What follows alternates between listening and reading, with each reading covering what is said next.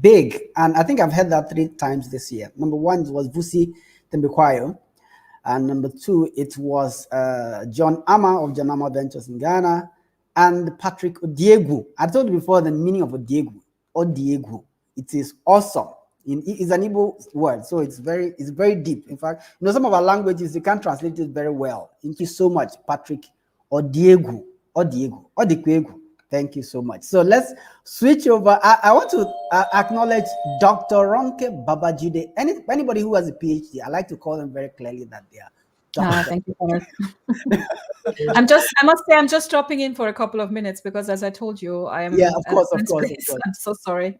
All right. So, Nana Sewa, I wanted to switch about Nana Sewa. Will you allow Ronke to take her slot? I think Doc should take over after she's done. She can. All right. So, 3 questions, Dr. Babajide. Well, what was 2023 like? It was actually different from what I would have expected 2022, but then I switched roles into a new company. I'm now working in a cybersecurity company as a manager for a team of system engineers. So this has been a process, of understanding how to best lead a team and, doing something different as I expected. As you know, I founded this platform to support women the year before, and I thought I would be growing that, but I had to step away from that. So that changed. But on the other hand, I also started focusing more on women and, empowering women. I'm writing more on that topic and taking that angle to uplift women. So 2024 was a successful year on a personal side, and it's been an interesting year to me from a political side, because I feel what we have been seeing in 2023 is a change in the perception of, what we used to perceive as the big powers in the world. I feel especially in the last 2 months, we have seen young people waking up to the imbalances of power that we are seeing in this world and the injustices that have been conducted by these systems. And I have heard a lot of interesting discussions around how this shift in perception is probably going to change the way people will relate to these powers as well. And of course, we have been seeing this for a while, the shift of power towards the BRICS states. We have seen what's happening in Africa with African countries empowering themselves and stepping up and, not trying to shake off, I would say, oppression. So this is my perspective on it. So I found the last months, especially 2023, very interesting on a political side. And I think that we were going to see a lot more of that in 2024, especially if this thing, I don't want to call it a war because it's so imbalanced in the Middle East, keeps going on for a longer while. I think we are going to see some interesting shifts in global politics, let's put it this way. So, and for myself, 2024 will be, for me, it's always about the women. I'm sorry, I know there's a lot of men in this circle as well, but for me, it's very much about empowering women. And this is what I will keep focusing on. Of course, I have a day job, which is working in IT, but yeah, this is what's going to be my year. And I'm going to be watching, these developments happening on the global stage, and of course supporting what I feel is the correct side of history. All right. I'm so happy to see all of you. I just wanted to say that I just dropped in. I told Kenneth beforehand that I had another appointment, but I just wanted to see your faces, say hi, and wish you all the best for the next year as well. Thank you so much. To see you, Ronke. Thank you. Great to see you, and great to hear from you. All right. When Dr. Ronke started talking about her management role with ITs, I remembered my first management role. I was a supervisor. I had to supervise 9 people, and it was the most incredible experience in my life. I think I did it for 6 months. Then I applied to become I decided, that's when I made up some of my, perceptions. I said that it's easier to work with machines than with people. Then I became an application. What happened was, so this tag someone. No, really, you're going to hear some insightful things about what's happening in the German space. But before I come to them, I'll give the floor to Nana Sewa. I don't know whether I should mention the relationship between Nana Sewa and Patrick, but let me. All right, so let me give Nana Sewa the floor to share with us on 3 points. So go ahead, sir. Please, I would like to see everyone too. Yeah, I know everybody wants to see everyone now. All right, go ahead. Hi everyone. I'm Patrick Yaokulo. I'm from Ghana. I'm a Ghanaian. I'd like to say hello to Annie, Pretty, and Shadrach, or Joseph, and Anasewa, who is just no, I'm just in my home office space right now, just trying to catch up with one or two things. Um, I don't have much to say, but I would say 2023 has been more of learning and upgrading myself. I mean, the industry that we find ourselves, we have to always learn and then upgrade because there are new technologies that are coming up, you know. And this year, the introduction of the Chat GTP platform has opened doors to unlimited stuff that you can do. You know, it makes our work a little bit easier. I mean, gone are the days that you have to comb through Google, comb through textbooks and stuff just to find solution to something. You can simply just ask the AI or an AI tool, and then you can just get a solution to it, and then I mean you're done. Going forward next year, I I see things going the same, a bit the same way, but a bit faster. You know, now that COVID is out of the way, and I mean businesses are growing. I mean things are starting to show positive signs. You know, so in terms of technology, actually, not in terms of the other aspect, because I'm more of the technology inclined, so I'll speak more on that bit. So I expect that there'll be a lot more in 2024. I mean, a lot more new technology, a lot more new things, a lot more innovations from Google, from Apple. I mean, from these big tech companies. You know, so I mean, basically that's it. That's it for me. Awesome. I hope you have started coding with Copilot. Not really. Almost. Good. All right. So that was the code between me and coding with Copilot. It's code between me and Patrick. He knows what I'm talking about. The rest of you would let you in on it later. Okay. Okay. Yeah. Okay. All right. Yeah. So thank you for sharing. Yes, a lot of stuff is evolving, and the truth is that it's almost scary on the one hand, but it's a lot of opportunities on the other hand. Recently, I had to go back to AWS, and I met Amazon Q for the first time. When I was doing hands-on with AWS, we didn't have Amazon Q. Amazon Q is Amazon AWS's chatbot that you can ask, how do I do this? And it's going to tell you exactly what to do to build your cloud. And everybody's coming out with their own version. Amazon Q, Copilot, ChatGPT was the king before, right? I think there's Grok with Elon Musk, is called Grok, right? And so forth. So they're all coming up with generative AI chat enabled interfaces that allow you to basically come in a conversational manner, get things done with incredible levels of intelligence. And the last time we were having one of our simple technology for small business sessions, and I was sharing on it was basically about social media, you know, writing copies, what we call copies, and I demonstrated using ChatGPT that you could write a word article that is now old really, but that was about a few months ago. You could tell it, give me a 500 word article on XXX, and you will get it. Of course, you have to check it very well for something known as hallucination. The fact that the guy can generate information that doesn't exist anywhere. So it's that smart, really. Very creative. It's like talking to a child. The child tells you, yesterday I was on the moon, you know, those kind of things. It's the same thing, really. So it's interesting, and we look forward to what really would happen in the coming years, how it will shape us. And I think, like every technology, you know, when computers came in, forgive me, we're going into this tangent. When computers came in, all the people who could type on typewriters, I'm sure they were doing, you know, protests and all that.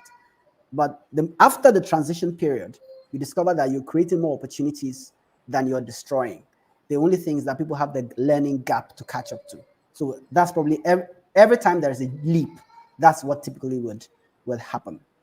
So thank you for this lecture. It's only $1,000. Let me switch over to Joseph. Joseph, yeah, and Ijoma Ukando, PhD candidate, just joined us. Welcome. Let me I'll let you speak soon. But Joseph, you have the floor. I will show you a bit first. Don't worry, I'll come back to the crowd view. But I'd like to see your face. Three Yeah, questions. yeah. Actually, a very interesting conversation on the co-pilot bit, but I'll chip in on that later. I've been using it, and it's the few times I started using it, it just blew my mind. It was It's like intimidating. the AI was doing my work for me. All I had to do was have my know-how, and you just type, and it suggests and gives you a better suggestion than what even you thought you were going to write. And I was like, wow. And that's the dimension we are going towards the future. So it's just that you just have to know your know-how, and the AI continues. But that's just by the way. We'll delve into that discussion later. I'm Joseph. I'm a software developer based here in Germany. I moved. I'm a Ghanaian. I moved from Ghana in January 2020, just before the COVID. So I was quite lucky. I I had a job here in Germany, and I migrated. Yeah, and 2023, I would say has been a revealing year. A lot of learnings, both in my life, professionally and domestically. I I had I had a new addition to my family, a daughter here in Germany. Yeah, yeah. So yeah, that's the distinct. But then career wise, I made a switch. I made a switch to like a new team to learn new things, a new language, new technologies, and all that yeah to grow in that bit. Most of the things that caught my attention were more like the political stuff, like um, Doctor I forgot your name. The doctor spoke about. Dr. Ronke Babudiri. Spoke about, and also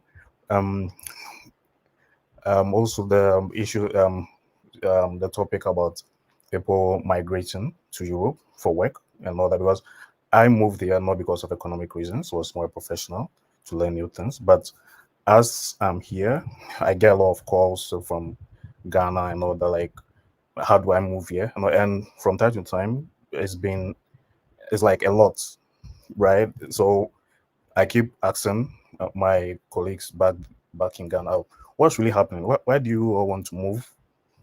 Right? Yeah. And listening to, I think, Mr. Patrick, the entrepreneur, really, I hear things that are really going on in Africa and all that. But what I say is they currently the youth in Africa doesn't see and have that conviction like he has, right? In 2020, before I moved, it wasn't this. There were not a lot of people just trying to move out, but now it's quite rampant. And I keep asking myself, "Oh, what's happening? What really happened? What's really happening?" Right? And I think these are thoughts through 2023. Like, what's really happening? That's letting this economic, and most of them are moving not because of professional reasons, more like economic reasons, right? And so now. It was actually in 2023 I heard of a term jackpot. Truth to be told, I was like, so this has been a Nigerian. Then a Nigerian friend told me it's a Nigerian weather has been there, and I was like, wow. And I'm hearing, and this is a sign that it has become rampant now. Even people that don't know have now gotten, and now it's become even a household name, even in Ghana. Right? Yeah. So yeah. So these are some of the highlights, like and in relation to Japa, I remember when I came to Germany and I met Patrick. Patrick Patrick has been here for a while, has settled in, and even doesn't have the conviction to go back to Ghana. Right? For me, I've stayed in Ghana all my life. I had the opportunity to work with an NGO for like 5 years and had the opportunity to travel around the country. Right? I saw the kind of wealth Ghana has: gold farms, cocoa farms. I worked in cocoa projects, farming, some the project that blended our gold and natural resources, and I know the stuff that Ghana has. Right. So I'm like, at point in time, I'll go back and all that. And I remember Patrick telling me that, okay, you wait till you have children. Now I have a daughter, and when I look at the systems here for my daughter, right, we are going for appointments and all that. The more I integrate into the system, right, the more it makes me difficult to go back to Ghana. Right. Then, so these are some of the questions that, so why is it this way? Right. Yeah. So, these are some of the thoughts for me in 2023. And so, but what I'm also seeing for 2024 is Japan will still continue because the same economic factors that are making the youth move from Africa are still there. And it seems, and I keep asking myself, what are we doing about it? But I think I was listening to Mr. Patrick, and it was very revealing. So I was like, whoa, there are things going on, but these things seem not to be in the limelight. I don't know if I'll borrow the words of Mr. Shadrach. I don't know if our entrepreneurs are a bit mute, or they're not speaking louder. For the youth, that's enough to realize that, oh, there are opportunities here. But it seems the opportunities in Africa are not being shown and brought forward more, but all we see is our economic crisis. And it's like we don't have a typical example is just 3 months ago, a friend of mine who was working for a German company in Ghana. So he was being paid in euros back in Ghana, right? And the company gave him an option to move here. Why he moved here was he wanted like better education for the children and all that, which is cool. Now he moves to Germany and realizes that he was making more money back in Ghana than being here. He's given the same pay, but when he got here, he realizes like the pay comes and like 48% is gone because his wife and children are not here. In Germany, they have a tax system and he's on the very expensive one. 48% is gone. And he comes and was like, whoo, doesn't now. And he's like, why did that move? Now, a few days, I think he had been here just 2 months, just a month, that he got his first pay and he realized that now after a month of staying, he was like, okay, they take a lot of money, but here's better. Right? And and it goes like, even looking at here will be better for his daughter. He didn't have in mind to like go and bring the daughter, the wife and children here. Yet he just came to just try the system, and now he's thinking of bringing them here. And still the question boils down to why. Right? He was getting more money in Ghana, right? But would like the wife and daughter to move here. Right. And going into 2024, these are some of the thoughts also like, rather, how do we mitigate this? But this will still go on. Right. Yeah. So this is my submission. Well, thank you so much. Thank you so much. Pause and reflect.